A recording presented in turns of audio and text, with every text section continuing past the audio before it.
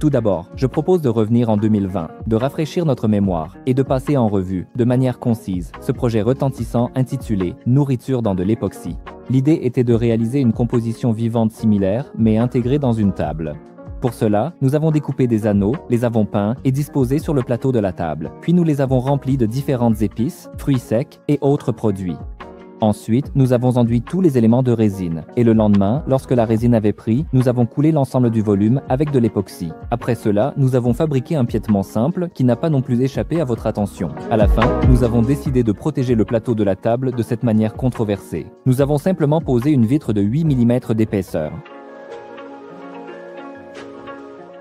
Et il faut reconnaître que dans la plupart des commentaires, vous aviez raison. Mais reprenons tout.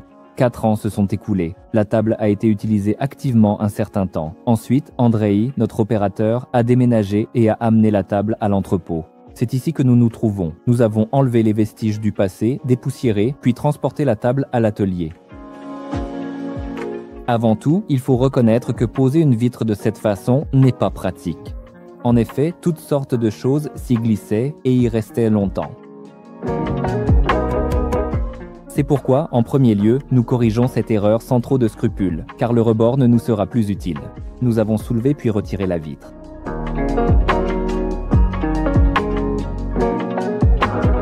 L'élément le plus problématique dans la résine s'est avéré être l'ail. Il est tout simplement impossible de le couler proprement, car des bulles d'air se formaient sans cesse autour de lui. Nous reviendrons un peu plus tard sur les autres éléments, mais l'ail, lui, doit clairement être retiré.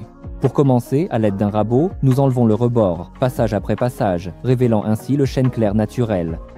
À l'étape suivante, nous choisissons la fraise appropriée et plaçons le plateau sur la machine CNC. Ici, il est très important de viser précisément le point défini afin de fraiser tout le volume à l'intérieur du creux, sans toucher au bois car il est teinté, et en même temps, sans laisser de couche de résine. Au final, nous avons parfaitement réussi cette tâche, et après une demi-heure, les creux sont vides.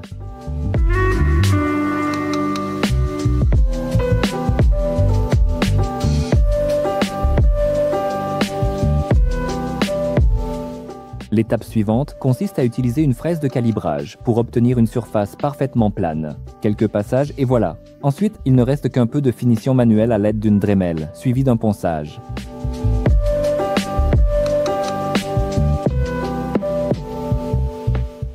Au final, nous avons une surface poncée avec 2 creux vides. Mais avant de les remplir, nous peignons le fond au cas où il serait visible à travers le remplissage. Et ensuite, justement, vient le remplissage. Ici, nous avons décidé d'utiliser des options éprouvées et sans problème, des poivres.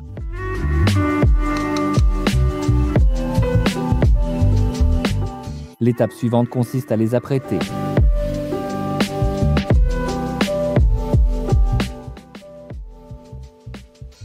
Et à l'étape suivante, une fois la couche d'après sèche, nous préparons la résine artistique et remplissons les creux jusqu'au bord. Oui, le piétement s'est avéré, pour le dire gentiment, très simple. C'est un manque de finition, car nous nous sommes concentrés au maximum sur le plateau, mais nous avons un peu négligé le piétement. Nous corrigeons cela, comme vous pouvez le voir à l'écran. Au final, nous avons fabriqué ces pieds, parfaitement adaptés à notre plateau, mais pour l'instant, ils n'existent qu'en version numérique, alors que nous aimerions les voir prendre forme dans la réalité. C'est pourquoi je me retrouve ici. Voici notre entrepôt et notre nouveau site de production. Nous avons lancé un cycle complet de préparation et de séchage du bois. Tout d'abord, nous débitons la planche en pièces aux dimensions nécessaires, puis nous dressons 2 faces, et nous mettons les faces opposées à l'épaisseur à l'aide de la raboteuse. Lorsque toutes les pièces ont une géométrie et une surface parfaite, nous les collons ensemble pour obtenir une pièce plus grande. Ici, rien de compliqué. De la colle, de bons serre-joints et 15 minutes du temps de Sania.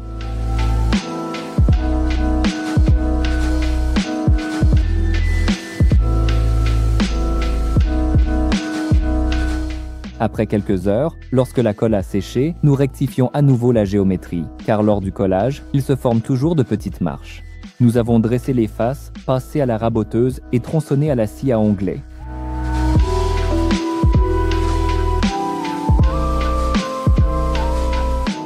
Au final, nous obtenons ce genre de poutre à section carrée.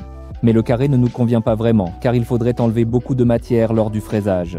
Il est beaucoup plus simple de le faire avec une scie circulaire, en réglant la lame à l'angle souhaité, comme vous le voyez à l'écran, et ainsi 4 fois, passage après passage. Et maintenant, passons à la partie la plus intéressante. Ce modèle numérique, nous devons le matérialiser en bois. Cela se fait à l'aide d'une CNC avec un axe rotatif, et cela ressemble à ceci. D'abord, on travaille l'ébauche grossièrement avec une grande fraise rugueuse, afin d'enlever la majeure partie du matériau. Ensuite, après 3 heures, oui, c'est bien le temps qu'a pris l'usinage grossier, nous changeons de fraise.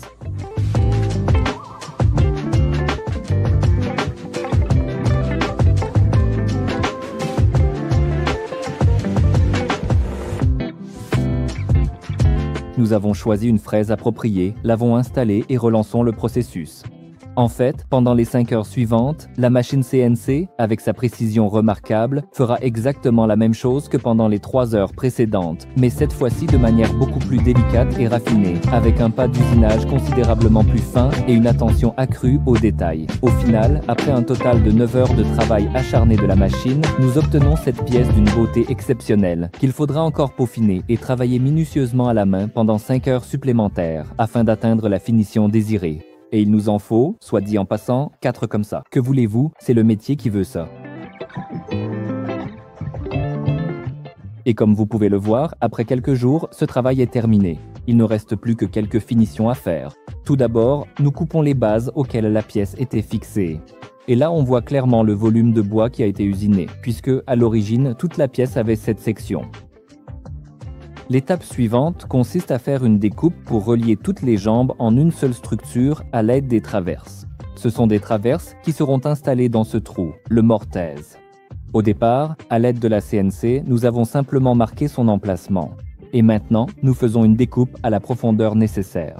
Une perceuse, un ciseau à bois et 15 minutes d'Andrei. De la même manière, nous retirons l'excédent de bois sur la partie supérieure de la jambe. Au final, le plateau de la table reposera sur cette surface. Pour finir, nous ponçons cette forme complexe, et les piédis sont prêts à être peints. Mais avant de peindre, il est nécessaire d'assembler tout le piétement en entier, ce qui signifie qu'il est temps de s'occuper des traverses promises. Pour cela, nous avons pris le même superbe frêne bien sec. Nous avons tracé, scié un morceau approprié, puis l'avons débité en pièces plus petites. L'étape suivante consiste à dégauchir. Et bien sûr, après le dégauchissage, direction la raboteuse. Maintenant, il faut transformer ces rectangles sans éclat en forme élégante.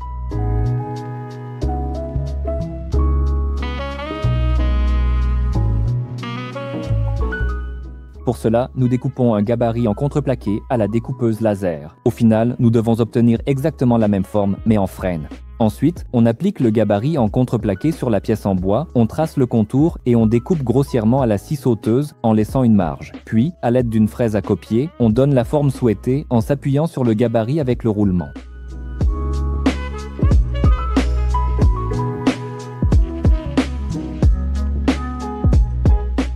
Pour que les deux traverses s'ajustent parfaitement l'une à l'autre dans le pied, nous les coupons selon cet angle. Puis nous passons encore plusieurs heures à les ajuster, poncer, fraiser et lisser les pièces sur toutes les faces. Parfois, il me semble que si on n'arrête pas André à temps, il pourrait faire ses finitions éternellement. Je pense que ceux qui sont passionnés de menuiserie comprennent très bien de quoi je parle.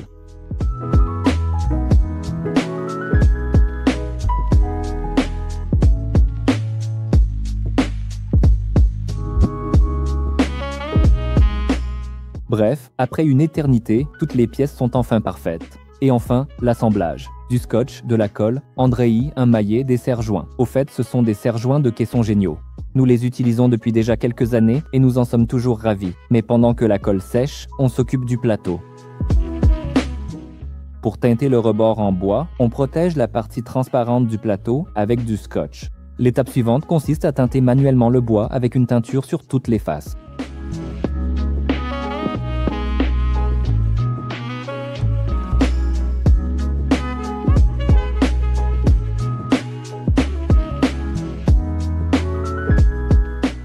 La face avant est recouverte d'un vernis automobile brillant.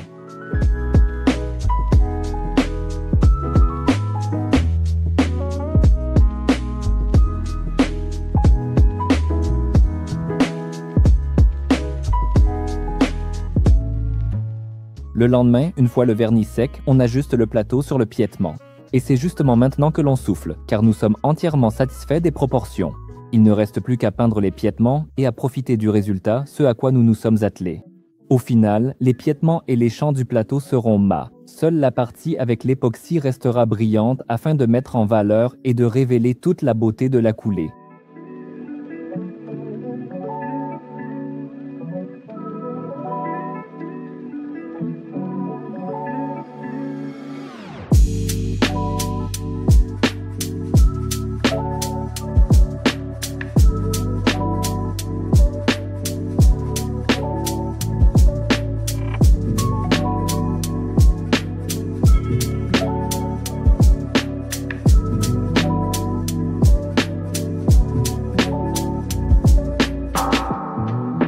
Et enfin, la question principale, qu'est-il arrivé au produit? Eh bien, en 4 ans, ils n'ont pratiquement pas changé. La seule position problématique, comme je l'ai dit, c'est l'ail, que nous avons retiré. Pour le reste, tout à fière allure. Rien n'a pourri ni ne s'est abîmé. Seuls les agrumes et les herbes ont un peu perdu leur couleur. Je pense que les mots sont superflus ici, et vous pouvez tout voir par vous-même. Je considère que l'expérience est un succès. Merci à vous d'avoir regardé, et que la hache soit avec vous.